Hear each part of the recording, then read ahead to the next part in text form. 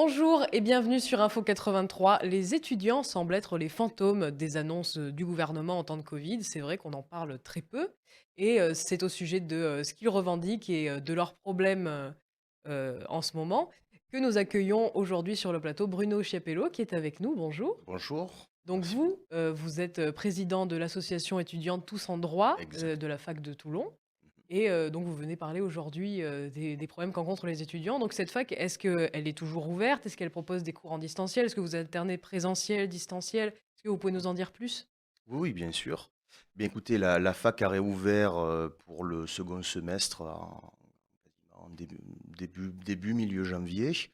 Actuellement, ça a été progressif, ça a été les premières années qui sont rentrées pour les travaux dirigés, les travaux aidés et par petits groupes, bien évidemment, à peu près un jour par semaine, progressivement, nous avons fait rentrer, ensuite, bah, tout ce qui était licence 2, ce qui était, un petit peu master quand c'était possible, mais bon, ce n'est pas la panacée, parce que bon, évidemment, vous avez TD 1 heure et demie dans la semaine, et puis tout le reste du temps, vous êtes resté bloqué chez vous, sans voir personne, sans aucune création de cohésion entre les étudiants eux-mêmes, ou simplement, voir un petit peu de monde à la fac, parce que bon, ça c'est ce qui manque un petit peu. Vous savez, bon, un petit peu de chaleur humaine, ça peut sembler, un peu particulier la manière dont je vais le dire, mais bon, dans un monde ancré dans le numérique, des fois un peu d'analogique, ça fait aussi du bien.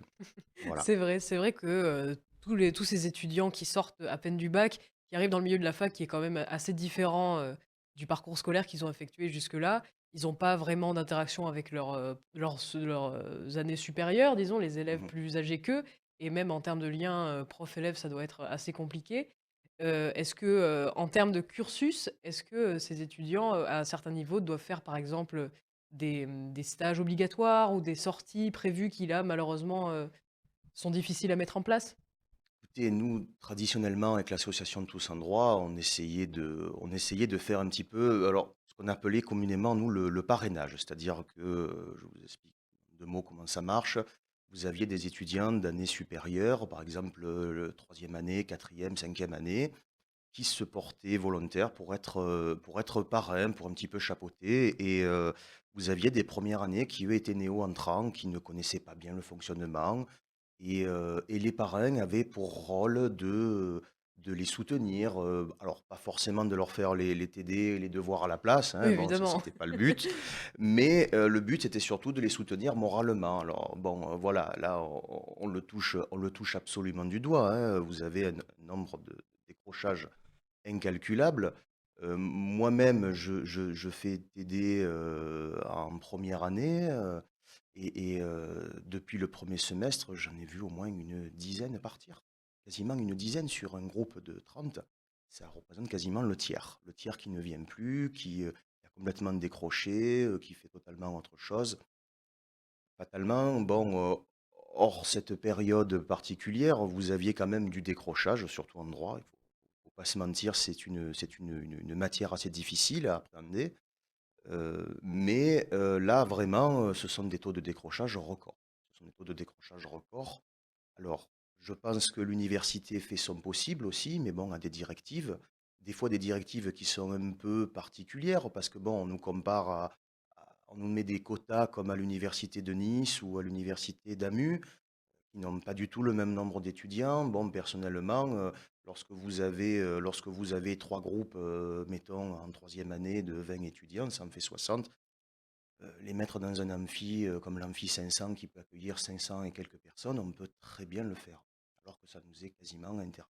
Mmh, c'est vrai que même en termes de communication interne aussi entre l'administration, les professeurs, les élèves, ça a dû être aussi compliqué.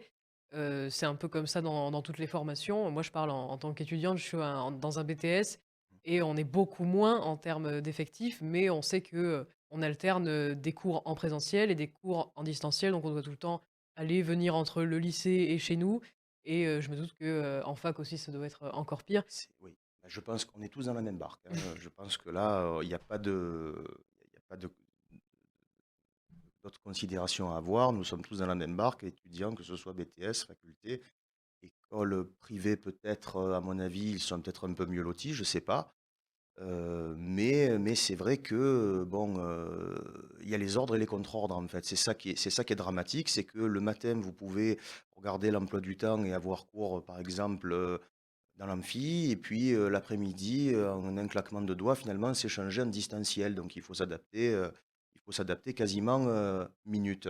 Voilà. C'est vrai, c'est vrai. Et donc du coup, votre, association, Tous en droit, Mmh. est-ce que, vous avez essayé de mettre en place des genres d'alternatives ou, est-ce que vous relayez des informations, au mieux pour, tenir un peu tout le monde informé? Comment ça se passe de votre côté? Bah, alors nous ne sommes pas la seule asso. Bon, moi, je parle au nom de Tous en droit parce que j'en suis le président, qui est le bureau des étudiants de la fac de droit. Anciennement, c'était un petit peu les, vous savez, les corpos, quoi. Bon, association, hein. Et je sais qu'avec toutes les associations, nous essayons, toutes les associations, tous les BDE des différentes facultés de l'Université de Toulon, nous essayons de faire quelque chose. Nous essayons d'un petit peu essayer d'embellir, plus que de faire des choses spectaculaires, essayer d'embellir le quotidien.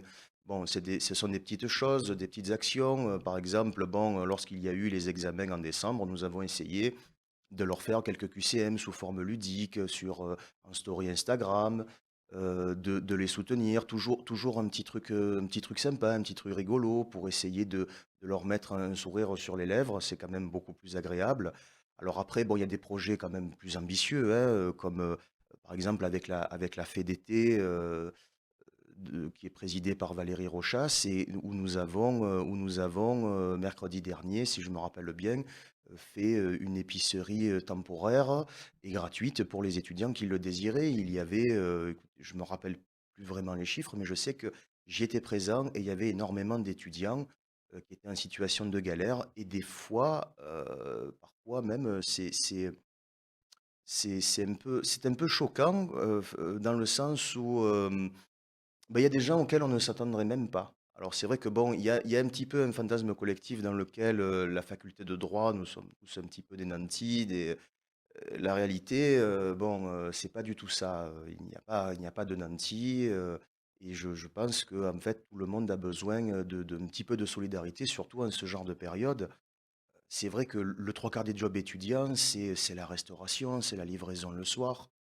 Et là, bon, tout est mis à l'arrêt, hein. Tout est mis à l'arrêt. Donc, vous avez des étudiants qui doivent continuer à payer les factures, qui doivent continuer à étudier. Des fois, ça relève du dilemme un petit peu cornélien, hein, voilà. Et justement, à ce sujet, concernant, les annonces du gouvernement, Mhm. quel est votre ressenti face à un peu, l'absence des étudiants dans la bouche, des différents ministres?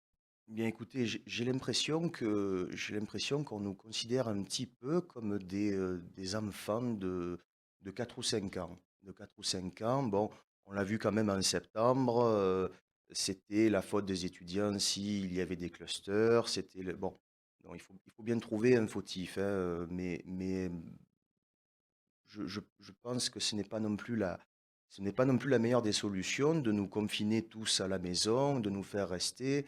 Et c'est là qu'on crée des générations de dépressifs.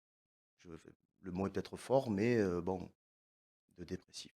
Non, mais c'est le cas, oui, on note une vraie détresse, hein, des étudiants, surtout des premières années qui débarquent sans repère, sans, être, vraiment intégrés, et tout. Ça, Complètement. c'est vrai qu'il y a une vraie détresse et chez les professeurs aussi, j'imagine que la transition a pas dû être très facile. Il y en a certains qui ont même pas été, formés au numérique, enfin, je me doute que ça a dû être aussi Non, non, assez c'est compliqué. c'est c'est un carcan et ça marche une fois sur 10. C'est tributaire de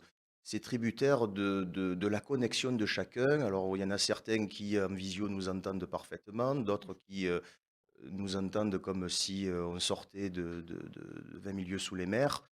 Oui, c'est compliqué, c'est compliqué.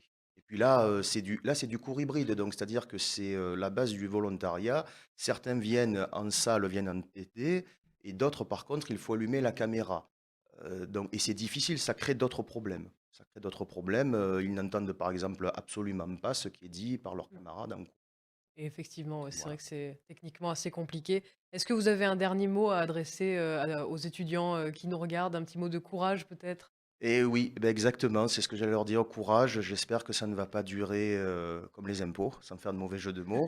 Et puis, bon, sachez que nous sommes là, que les assos sont là quand même pour vous aider. N'hésitez jamais à venir, nous parler, discuter avec nous. Là, bon, il y a une rentrée progressive, on essaie d'être présent sur les campus, à peu près quelques jours par semaine lorsqu'il y a TD. Donc, voilà. Ben, merci beaucoup en tout cas. Mais merci à vous d'être venu sur ce plateau pour en parler et nous, on se dit à très bientôt sur Info 83.